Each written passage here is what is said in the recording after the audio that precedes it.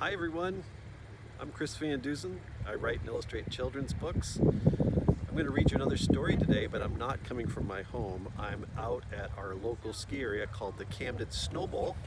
And you can see there are actually some people skiing down the hill, but right now the ski area is closed. It's been closed for the season, but people are still hiking up because last night we got about 4 inches of snow, which was kind of a surprise. So I thought it'd be really appropriate to read my only wintertime book called Learning to Ski with Mr. Magee.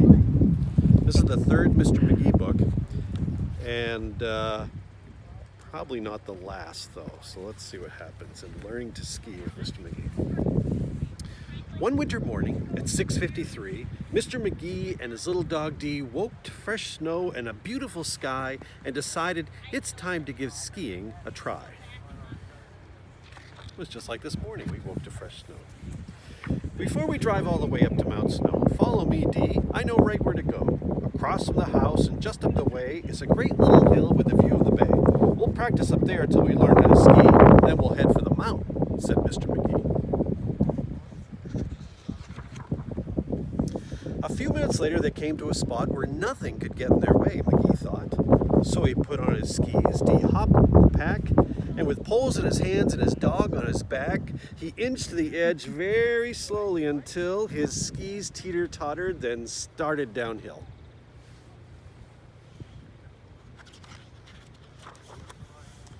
Not far down the hillside from Mr. Magee, and just out of sight, there happened to be a curious moose. He was out on a search for the succulent sticks of the great northern birch.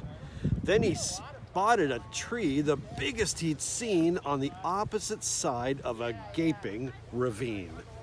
A ravine's like a valley in the snow. And here's Mr. Magee way up here.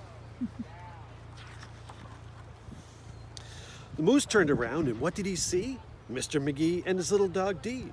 The moose was so shocked he stood frozen in fear, but Mr. Magee hadn't learned how to steer, and he knew very soon they were going to collide, so he called to the moose, "Would you please step aside?"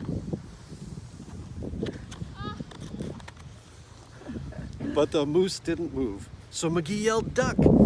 And that was the moment they ran out of luck, because while they were sliding right under the moose, the tips of their skis snagged the log of a spruce. Uh-oh. In a flash and a flip, they flew over the log, tossing poor Mr. Magee and his dog head over heels straight into the gap. Head shadow. When their ends of their skis came down with a slap. So there they were stranded, Magee and his pup, across a ravine 100 feet up. So look, they straddle, they're hanging down the ravine. He always gets stuck in a bad spot. They hung there suspended, not making a sound, when the moose came back. He looked all around. He didn't see Dee or Magee, but what's this? A bridge to the birch above the abyss.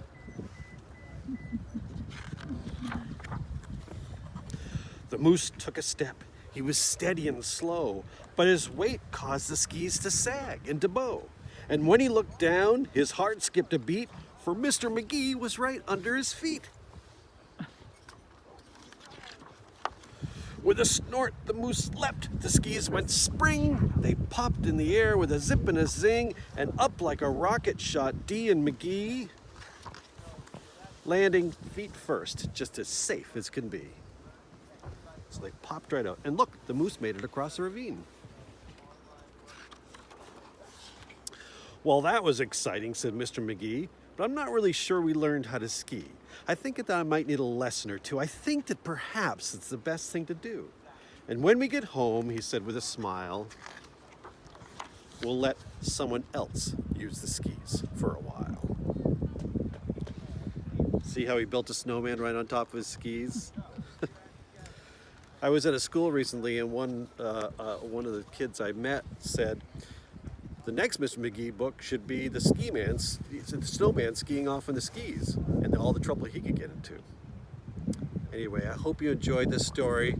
We'll be back again tomorrow with another story. Chronicle. Oh, yes, I meant to mention, yes, Lori just reminded me. This book was published in 2010 by Chronicle Books in San Francisco, California. Stay well. I'll see you soon. Bye.